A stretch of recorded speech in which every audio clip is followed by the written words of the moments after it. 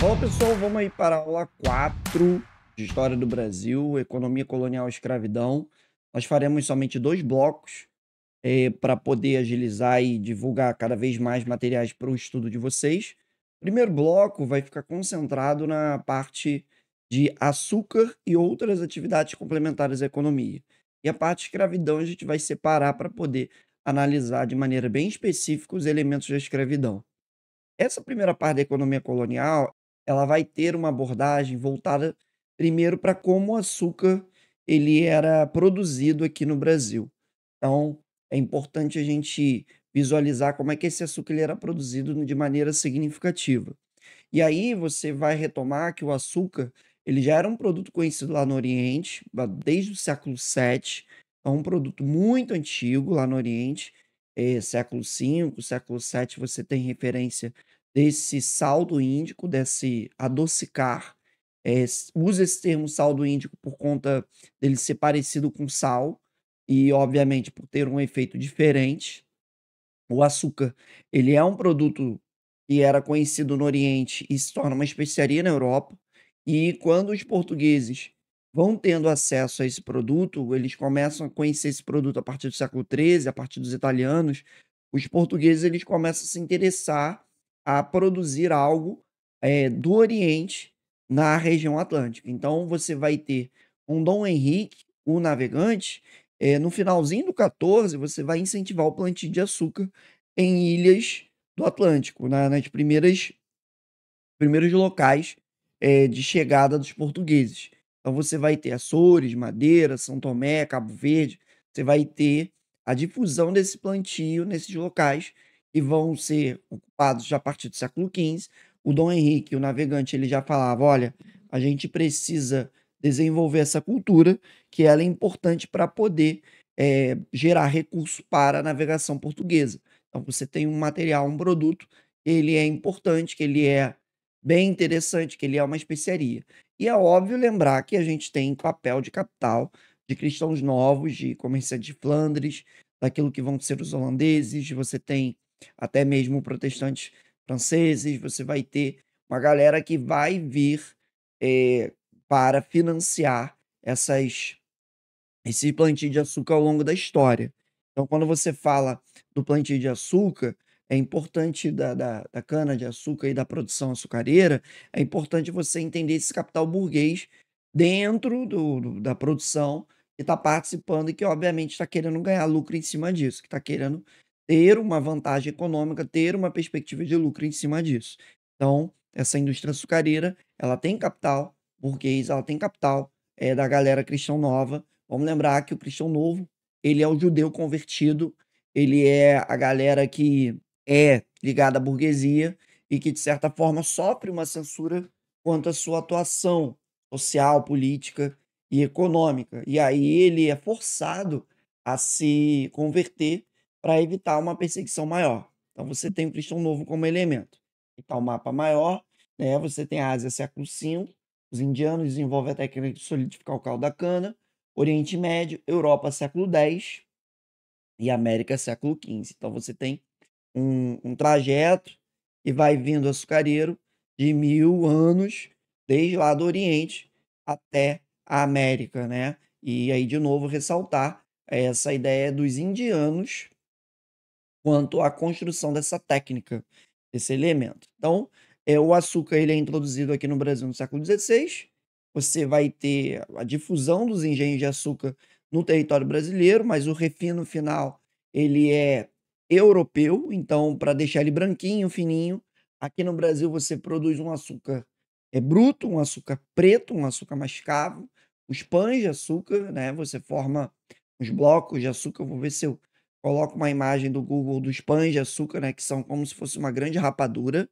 para transporte, até facilita o transporte, você faz esses blocos, rígidos e enrijecidos que, de certa forma, facilitam o transporte para você colocar em caixas, para não vazar. Por exemplo, você não tem, naquela época, um ensacamento que você tem hoje para e que, às vezes, você compra açúcar no mercado, tá cheio de farelo de açúcar, né, porque é algum que furou. E aí você tem que prestar atenção para ver se não está furado, para você não levar um produto já com prejuízo, você compra o quilo. Então você tem aqui uma técnica que é a técnica de levar esse pão de açúcar. Eu vou comentar até daqui a pouco também. Já coloquei imagem, mas vou colocar de novo. Então você vai explodir engenhos no Brasil, vai ser a moeda de colonização.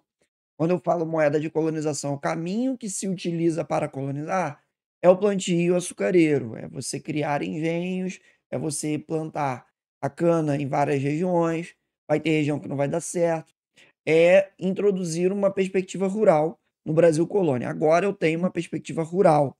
Eu tenho o engenho e o senhor de engenho como mandante dessa terra.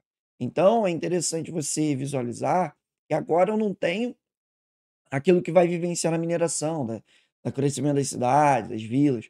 Eu tenho surgimento de vilas aqui que estão muito mais subordinadas aos senhores de engenho do que os senhores de engenho às vilas. O poder agora está numa aristocracia, numa realidade rural. Então, é muito importante você entender que é um mundo rural, que é um mundo marcado por essa ruralidade. No final do século XVI eu tinha 60 engenhos, no início do XVII já estou para 400 engenhos, então eu tenho um mundo muito rural. Claro, é um mundo que orienta essa realidade agrícola, mas não é somente a produção agrícola. Eu tenho outras produções complementares que daqui a pouquinho, no final desse bloco, eu vou colocar, vou apresentar para vocês. Tá. Eh, Complexo açucareiro, achei essa imagem que é muito legal, funcionamento de engenho, né? Você tem vários elementos importantes, um engenho, os grandes engenhos poderiam reunir até 5.000 pessoas, é uma coisa é uma cidade produtiva, é um complexo produtivo açucareiro.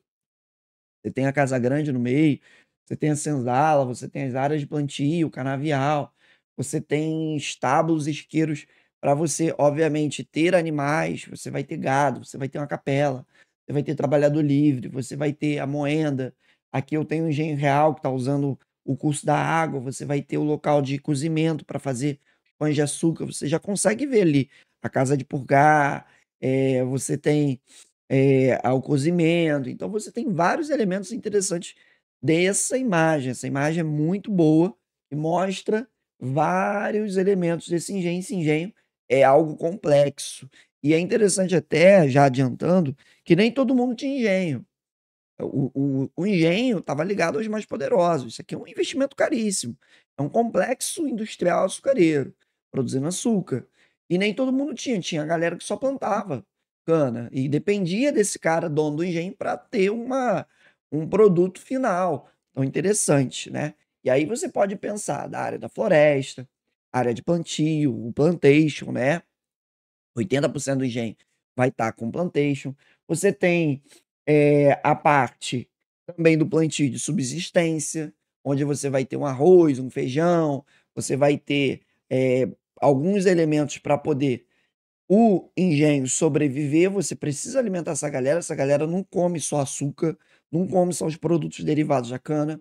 Você vai ter uma capela, uma casa grande, você e tem a perspectiva religiosa, tem a casa grande, que é o local de moradia do senhor de engenho, que é sempre mais elevada, é interessante você ver que é um local mais alto, é um local que tem uma área, um segundo e um terceiro pavimento, então é um local mais altivo, né, um local com uma altura maior que de certa forma já designa o poder desse indivíduo. Você vai ter os trabalhadores livres, você precisa de feitor, você precisa de capataz, você precisa de outros trabalhadores para ajudar, no andamento do engenho. Você vai ter, a galera que vai fazer comércio com outros locais, você vai ter juristas para cuidar dos limites da terra, para, ver regras, legislações, contratos. Então você vai ter uma série de profissionais livres que moram nesse local. O que eu li é que você tem, desses trabalhadores, é uma remuneração anual, a soldada seca vai voltar até a aparecer, tem slide falando sobre isso, e que essa galera descontava-se moradia, alimentação, então muitas das vezes essa galera não ganhava muita grana. Era um trabalhador que acabava ficando preso, mas tinha uma condição de vida melhor do que o resto dos trabalhadores, né? Dos escravizados, obviamente. Então você tem uma galera que trabalha livre. Você vai ter a senzala, você vai ter os galpões para guardar os pães de açúcar, então você vai ter várias construções dentro do engenho. O engenho é um complexo, Ah, o engenho só tem uma coisinha, coisa minúscula. Não, o engenho é um complexo açucareiro, uma coisa imensa, uma coisa bem, grande e que comporta várias atividades, vários nasce, cresce e morre-se no engenho. Então você tem um engenho como um espaço, que pode-se brincar que é a cidade açucareira, né, então pode-se alimentar essa brincadeira da cidade açucareira e que, de certa forma, até subordina as vilas aos interesses dos senhores de engenho. Notam, esses caras são os homens bons, como a gente já comentou na política. E aí vamos falar da fabricação. Você tem o plantio, né? Tem até a imagem da galera colhendo o açúcar, tem a imagem da galera cortando a cana, né? E levando num carrinho de mão. E aí, essa cana cortada, ela vai para moenda, para tirar o caldo, para extrair o caldo. Você tem várias imagens de moedas aqui. Tem uma moeda que poderia ser uma moeda real mesmo, por conta de não ter nenhuma força animal ou escravizados empurrando, fazendo essa moeda girar, como você consegue ver, tem a roldana de água ali, usando a água para poder extrair esse caldo. Esse extrato da cana, ele vai para casa da caldeira, onde o cozimento, ele vai engrossando o caldo, então você vai tirando a água e deixando o caldo. Não sei se vocês já cozinharam, mas quando você cozinha alguma coisa, você vai ressecando, a temperatura ela tira o elemento que vai evaporar primeiro, a água. E aí você vai mantendo o material sólido e aquilo vai engrossando, vai virando uma pasta. Então o cozimento ele serve para secar esse caldo. Quando esse caldo está seco, ele vai colocado em formas, né? E essas formas ela vai purgar e aí ela vai formar blocos, os pães de açúcar. Então bota o pão de açúcar de novo na tela, que esses blocos com formato alto, né? Com formato que lembra um morro, por isso pão de açúcar. Ó a semelhança, né, pão de açúcar e bota pão de açúcar com os pães de açúcar, dessa forma ovalada, dessa forma, proeminente. E aí, esse pão de açúcar, quando tá durinho, ele é colocado na caixa, e essa caixa é enviada pra Europa, e lá, os flamencos, que dominam a técnica de refino branca, daquele refino fino, fino, ele pega esse bruto mascavo, ele pega esse bruto endurecido, refina ele, passa por um processo industrial, e aí fica o açúcar branquinho que a gente conhece e que é visto como especiaria, como produto de luxo lá na Europa. É uma briga para capar. Eu já até comentei que era utilizado até como dote, para princesas, então é um produto caríssimo, um produto de altíssimo valor nesse sentido. Então, assim, você tem essa venda final. Eu posso dizer que eu tenho o senhor de engenho que vende para o comerciante metropolitano, esse pão de açúcar, o comerciante metropolitano revende para o Flamengo refina e revende para a Europa. Então, você tem uma escala de ganho de recurso dessa galera. E aí, o engenho real, aí na imagem, o engenho real. E aqui um trapiche. Trapiche, força humana ou animal. Esse engenho, ele poderia produzir de 45 a 150 toneladas de açúcar por ano. Havia essa produção anual de açúcar, de pães de açúcar.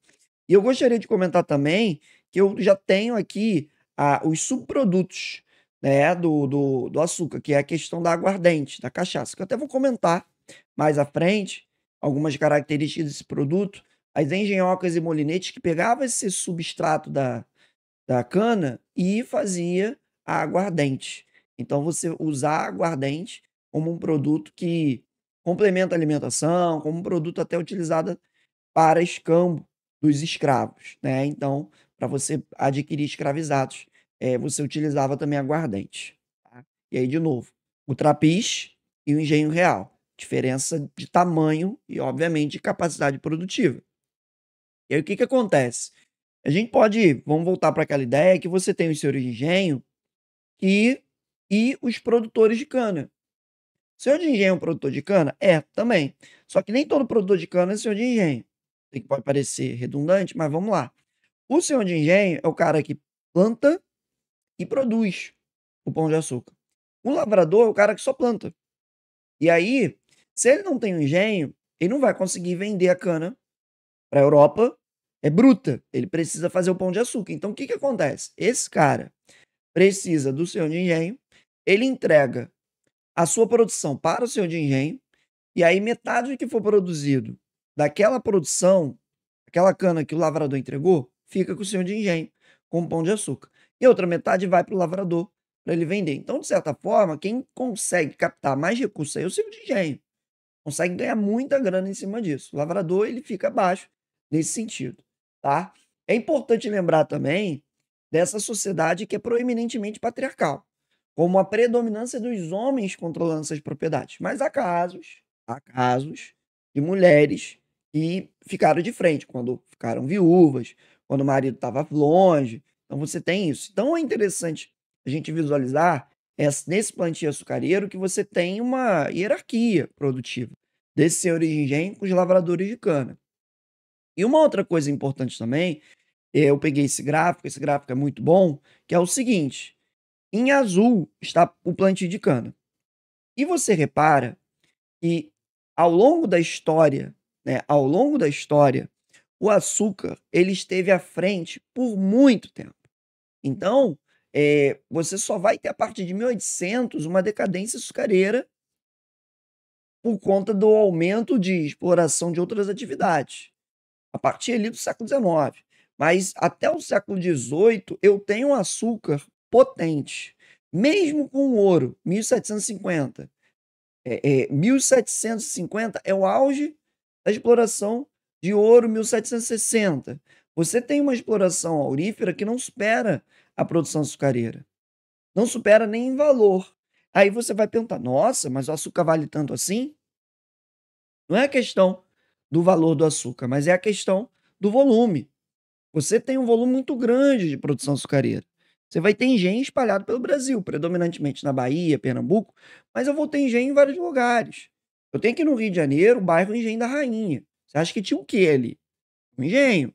Então, o açúcar, ele é potente. E até hoje você tem um açúcar potente na realidade brasileira. A gente produz açúcar até hoje. A gente tem etanol. Então, a produção açucareira ela é muito forte, ela é muito importante nesse sentido, tá? É claro que o açúcar, a lógica de colonização no litoral, onde você tinha a produção açucareira, onde você tinha um foco na produção açucareira, começa a mudar com a mineração.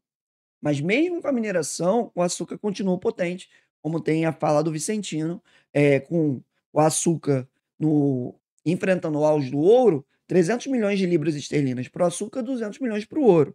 Então, muito importante você entender que o açúcar nunca foi superado pelo ouro. Ele vai ser superado de fato lá com o café.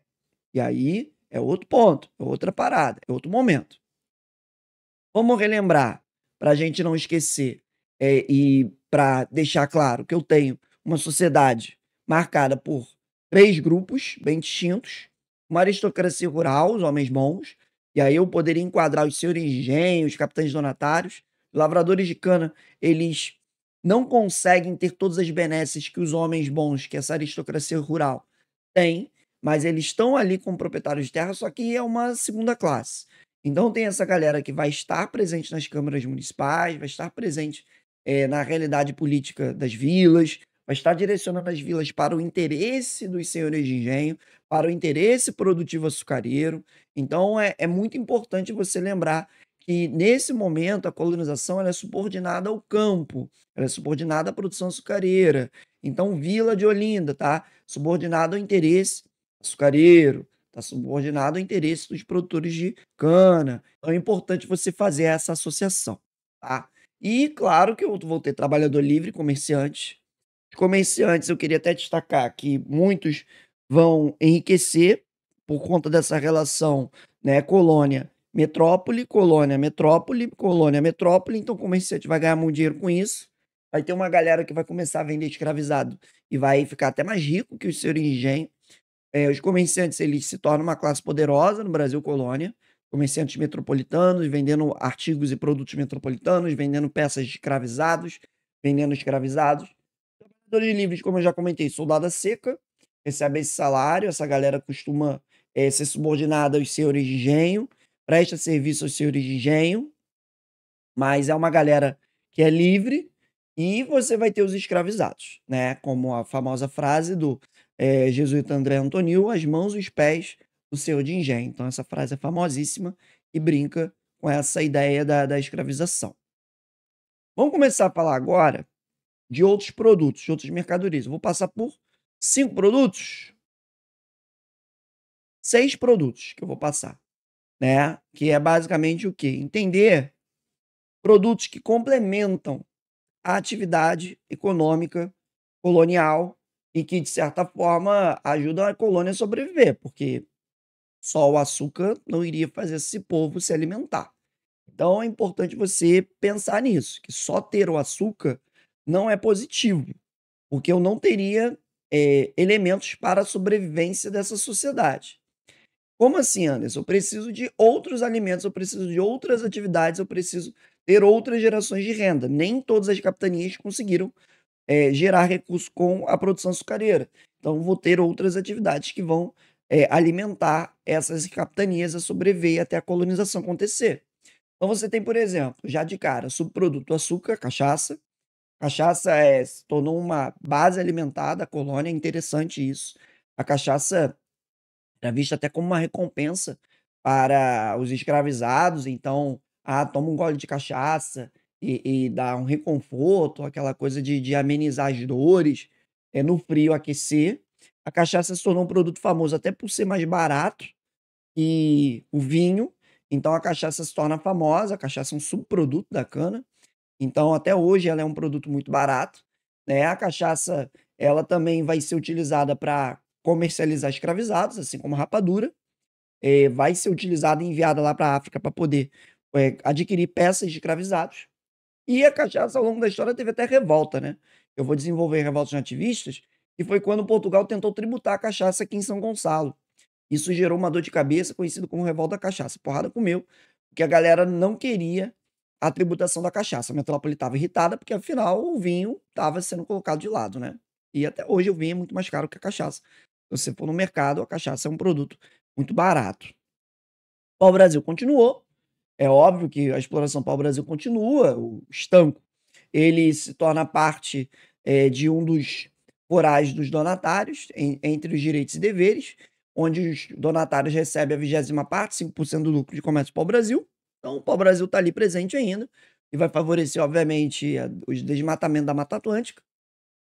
Tabaco, ele se torna um produto, ele já era consumido pelos nativos aqui na América, e aí se torna um produto interessante, se torna uma prática na Europa, se torna uma prática na colônia, e aí você vai ter o tabaco ele é uma atividade da galera mais ralé, né, assim, não a prática do fumo, de fumar, mas o plantio. Tanto é que você vai ter a galera que era trabalhador livre, pega um pedacinho de terra, começa a plantar tabaco, você vai ter até negro livre, forro, e mulato, forro. Então o cara conseguiu a alforria, começou a plantar tabaco. Então você vai ter uma atividade, de classe social mais baixa. Quem tem dinheiro planta cana, quem não tem planta tabaco. Tabaco ele é um produto de classes mais baixas, mas ele é um produto que vai gerar uma renda.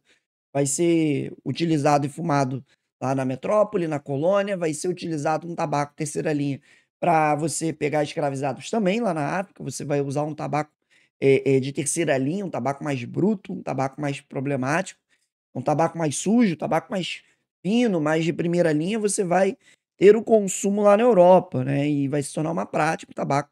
Até hoje você tem um consumo, a nível global do cigarro, claro que hoje você já está combatendo essa prática, mas ainda é muito consumido, é muito praticado, né. Em 1674, vale a pena destacar que a metrópole criou uma junta da administração do tabaco aqui no Brasil colônia, para poder até fiscalizar a qualidade desse tabaco que era enviado pra Europa. Então é interessante você ter até uma fiscalização, uma atividade do tabaco que é uma atividade muito forte junto da colônia, na América do Sul, na América Central, na América do Norte, você vai ter isso. O algodão vai ser um produto muito plantado no Ceará, no Piauí e no Maranhão, Maranhão principalmente. O algodão vai ter ciclos de algodão, eu vou voltar a falar do algodão quando você vai ter a decadência da mineração, e aí você tem o início da Revolução Industrial na Inglaterra e o algodão cresce muito, você tem a Guerra Civil dos Estados Unidos, o algodão no segundo reinado cresce de novo, tem um sul algodoeiro por conta do problema da Guerra Civil nos Estados Unidos. O algodão que ele servia para a fabricação de roupas dos escravizados, aqui na colônia. Os tecidos finos vinham da metrópole. Mas, a partir de algum momento, a partir do século XVII, você vai ter um algodão que vai ser enviado para a metrópole e vai voltar em tecido para a colônia. Então, a matéria-prima sai, volta como um produto metropolitano vendido à galera de maior condição social, né? Então, você tem o algodão como um produto, né? E, obviamente, utilizando mão de obra escravizada, tá aí a imagem do filme Uma História de Amor e Fúria, que brinca com esse elemento do algodão com importância. Então, a gente já falou tabaco, pau-brasil, cachaça, algodão. Agricultura de subsistência também vai ser muito importante. É importante você entender que sem comida, a colônia não sobrevive. Até tem relato de que a metrópole exigia o plantio de subsistência em algumas áreas da colônia. Alguns senhores de engenho desrespeitavam isso, né, muitos desrespeitavam. A colônia tinha, de certa forma, algumas diretrizes para o plantio de mandioca, de arroz, feijão, de algumas leguminosas, de algumas folhas, para poder ajudar na alimentação geral, porque afinal sem comida a colônia morre. Então a alimentação colonial ela era, a uma prioridade para a ocupação do território, você não poderia trazer esses alimentos da metrópole, você precisava de uma alimentação subsistência aqui para poder, alimentar escravizados, alimentar a população no sentido geral. Então a metrópole brigava com os senhores para separar uma parte dessa terra e alimentar. Alguns plantavam, outros não. Então você tinha um plantio de subsistência que era necessário à manutenção dessa colônia. E para fechar, a pecuária também contribuiu com a cultura alimentícia, a criação de animais. Porque afinal você precisa, de carne, você precisa de leite, e a pecuária ela vai contribuir nesse sentido também. Afinal, você vai ter uma produção de animais que vai favorecer, de certa forma, a base da alimentação também, além desses animais terem sido usados no início como força motriz, como animais para os trapiches, para mover as moendas. Então, no início, os animais, a criação de animais vai favorecer isso. É importante destacar que essa pecuária, eu vou voltar a ela nas próximas aulas, quando falar de expansão territorial. Por quê? Porque essa expansão territorial ela vai ser realizada a partir da atuação, por exemplo, da pecuária que vai se expandir para outros territórios. Então, a pecuária ela vai ser muito importante em certo momento da história do Brasil para a expansão, principalmente porque você vai ter a regra das 10 léguas, né, quando a metrópole exige que não pode ter criação de animais eh, em 10 léguas do litoral brasileiro, aí você favorece o plantio de várias atividades, obviamente, a predominante a questão açucareira. Então você vai ter, o plantio dominando o litoral e a criação de animais sendo ali complementar e ajudando, obviamente, na alimentação, na base alimentar. Vou destacar também que você tem extração de couro, que vai ser enviada à metrópole e vai gerar, eh, materiais para roupas, botinas e tudo mais. Beleza? Tranquilo? Isso aqui é a aula bloco um da aula 4 de Economia Colonial e Escravidão. Daqui a pouquinho a gente vai falar de escravidão, daqui a pouquinho eu volto. Valeu, tamo junto, aquele abraço.